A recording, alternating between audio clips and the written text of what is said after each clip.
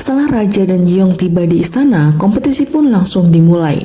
Untuk ronde pertama, mereka diminta memasak hidangan berbahan dasar daging yang belum pernah disajikan dimanapun. Masing-masing koki menyusun strategi masing-masing dan saling menunjukkan kemampuan mereka. Namun, Jiong tampak kesakitan di tangannya akibat tertimpa panci presto sebelumnya. Tapi ia tetap berusaha nih untuk tetap profesional dan melanjutkan tugasnya. Mereka benar-benar koki yang luar biasa. Skill mereka dipamerkan hingga membuat semua orang yang ada di sana sangat kagum.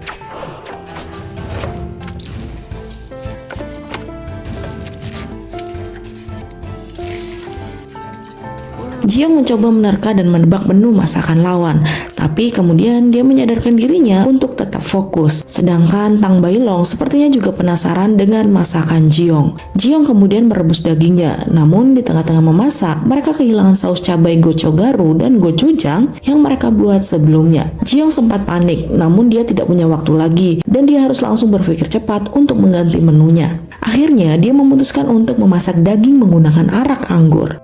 Koki yang lain mengikuti perintah Jiong dan melaksanakannya. Karena waktu mereka tidak banyak, mereka langsung gerak cepat menyelesaikan masakan mereka. Meskipun menu tersebut berbeda dari rencana awal, tapi Jiong tetap melakukan yang terbaik untuk memenangkan kompetisi tersebut. Semua orang tertegun ketika melihat Jiong menuangkan anggur ke dalam panci rebusan daging.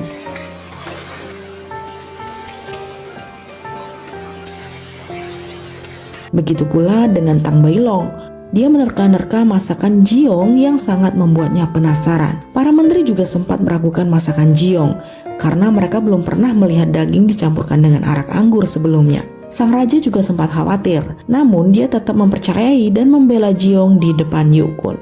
Sedangkan koki Yu Fixu menumis menggunakan cabai yang dia ambil dari Pangeran Agung. Dari baunya saja, Jiong sudah yakin nih dan tahu bahwa aroma itu adalah aroma saus cabai buatannya. Lalu bagaimana dia bisa mendapatkan itu? Padahal itu adalah senjata rahasia bagi Jiong. Namun Jiong tidak punya waktu untuk itu semua. Dia kembali fokus ke masakannya. Dan setelah matang, dia langsung menyusun masakannya ke atas piring. Ia membuatnya semenarik mungkin. Sedangkan Tang Bailong bersama yang lainnya ternyata juga mengeluarkan senjata rahasia mereka yang berupa miras legendaris yang diwariskan dari keluarga Qiufu. Miras tersebut juga dikenal dengan miras paling enak yang pernah ada. Setelah selesai, mereka saling menghidangkan masakan mereka masing-masing. Yang pertama dicicipi adalah dari pihak Joseon. Jiong memadukan daging dengan berondong beras di atasnya, sehingga ketika digigit memberikan banyak sensasi tekstur dan juga rasa. Raja dan Yukun sangat menikmati dan merasa daging tersebut sangat lezat dan juga empuk. Kemudian Jiong menjelaskan tentang masakannya dan proses memasaknya. Sang raja merasa sangat bangga dengan masakan Jiong. Selanjutnya mereka akan memakan masakan dari kerajaan Ming. Kemudian Koki Fixi menjelaskan tentang hidangan tersebut. Raja dan Yukun kemudian mencicipinya. Dan tak salah lagi, makanan mereka pun terasa sangat lezat dan ada rasa pedasnya namun tetap bisa dinikmati. Kemudian Yi Fixi juga menjelaskan bagaimana cara dia memasaknya. Yukun kemudian menanyakan dari mana asal rasa pedas tersebut. Kemudian dia mengatakan bahwa itu adalah dari bumbu rahasia yang dia punya. Ditambahkan dengan miras legendaris, rasa masakan dari kerajaan Ming terasa sangat lengkap dan sempurna. Raja dan Yukun juga memuji masakan tersebut. Jiong tetap yakin bahwa cabai tersebut adalah miliknya yang dia curi. Yukun mengatakan bahwa dia lebih menyukai masakan dari kerajaan Ming, sedangkan sang raja memilih masakan dari kerajaan Joseon.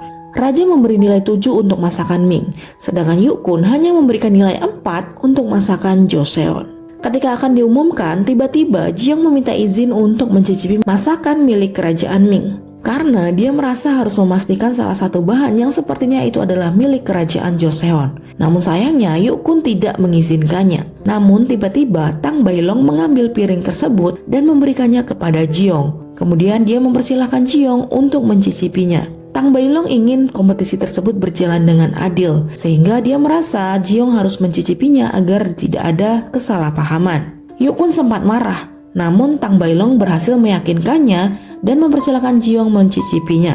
Setelah diizinkan juga oleh sang raja, Jiong kemudian mencicipi makanan tersebut. Dan sebagai gantinya, Tang Bailong pun juga mencicipi makanan milik Jiong. Tang Bailong sangat terkesan dengan rasa masakan Jiong yang benar-benar enak. Sedangkan Jiong merasakan bahwa bahan yang mereka gunakan merupakan cabai milik mereka. Lalu Jiong mengatakan bahwa salah satu bahan makanan tersebut adalah milik mereka. Namun Yi Fixie mengatakan bahwa dia mendapatkan hal tersebut secara legal. Jiong tetap tidak percaya dan yakin bahwa bahan tersebut adalah miliknya yang dicuri.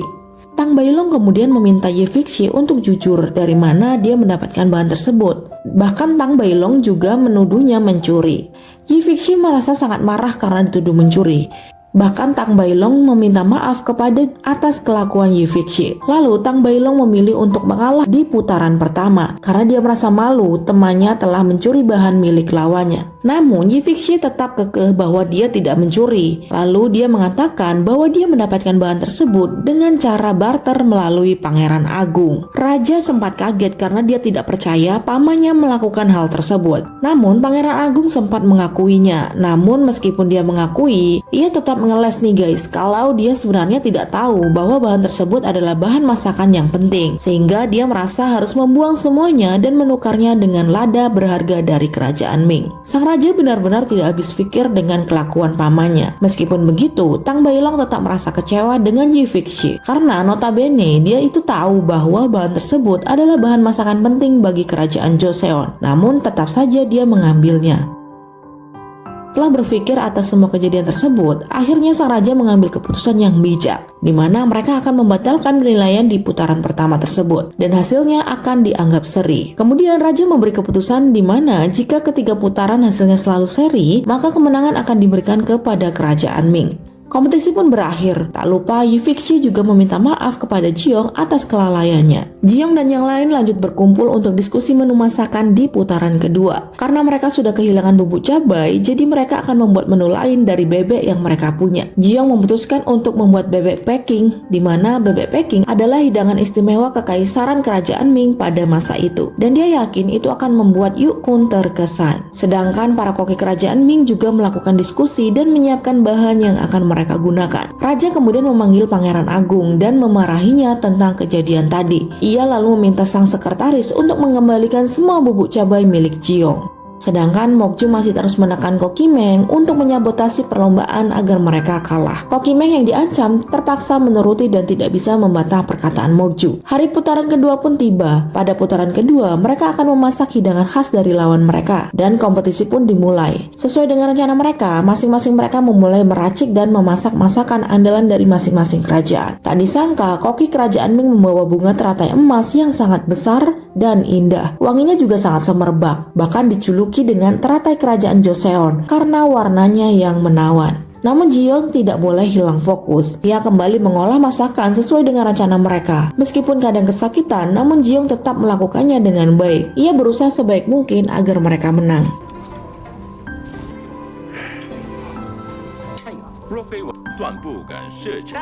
기름이 쫙 빠져서 오일 샤워를 해야 껍질 Bebek Jiong sudah matang, kini saatnya giliran Kokimeng memotongnya dengan sempurna. Namun, Kokimeng yang diawasi oleh selir dari utusan Mokju merasa harus menjalankan tugasnya dari Mokju. Tapi Kokimeng sangat tertekan dan sebenarnya dia tidak ingin menyabotase kompetisi tersebut. Akhirnya dengan sengaja Kokimeng melukai tangannya agar dia tidak bisa mengikuti kompetisi itu. Mereka sempat bingung karena Kokimeng yang selama ini berlatih untuk mengiris bebek tersebut. Namun kemudian Kokimeng menyarankan agar Gilgem mencobanya. Karena tidak punya pilihan lain, Jiong kemudian mempersilahkan Gilgem untuk mencobanya dan mempercayainya sepenuhnya. Ternyata itulah tujuan Kokimeng mengajari Gilgem dengan sangat keras selama ini. Dan inilah saatnya Gilgem menunjukkan kemampuannya. Gilgem kemudian memulai mengirisnya sambil mengingat apa yang diajarkan oleh Kokimeng. Dan ternyata Gilgem berhasil melakukannya dengan sempurna. Dengan begitu, Kokimeng tidak perlu merasa bersalah kepada Jiong. Namun ternyata sebelumnya Kokimeng juga telah jujur kepada Jiong bahwa ada yang ingin menyabotasi kemenangannya. Dan sekarang Jiong mengerti apa maksud Kokimeng tersebut. Sedangkan Tang Bailong dan yang lain memasak sesuatu dari akar teratai yang terlihat sangat menarik dan juga lezat. Setelah selesai, mereka kemudian menghidangkan masakan tersebut dan siap untuk dinilai. Kali ini masakan dari kerajaan Ming yang akan dicicipi.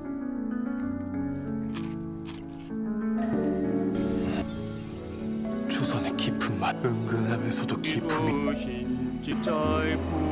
찐맹은 꾸짖지 뒤덮이는 느낌이다. Sesuai dengan dugaan, masakannya benar-benar sangat lezat dan nikmat. Bahkan para menteri pun mengakui kenikmatannya. Tang Bailong kemudian menjelaskan tentang sejarah makanan yang dia buat, dan sang raja cukup takjub dibuatnya. Kini giliran makanan dari kerajaan Joseon, di mana Jiong membuat bebek packing gulung. Yukun sempat tidak percaya Jiong membuat hidangan kekaisaran tersebut. Ia juga meremehkan Jiong karena ia yakin makanannya tak seenak makanan kaisar kerajaan Ming. Namun setelah dia mencicipinya, dia benar-benar takjub karena menurutnya rasanya bahkan lebih enak dari milik kaisar kerajaan Ming. Begitu pula dengan sang raja. Setelah mencicipinya, dia merasa terbang di atas awan karena kelezatannya.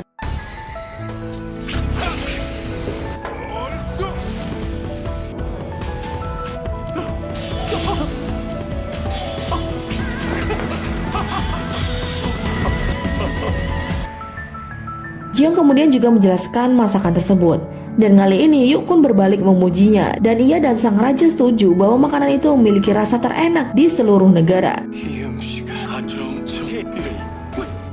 Dan sekarang waktunya penilaian. Yukun dan sang raja menuliskan penilaian mereka masing-masing. Kemudian kepala sekretaris saling menukarnya untuk dibacakan. Dan setelah dibuka, kira-kira siapa yang akan menang? Kita tunggu di episode selanjutnya ya guys. Bye-bye.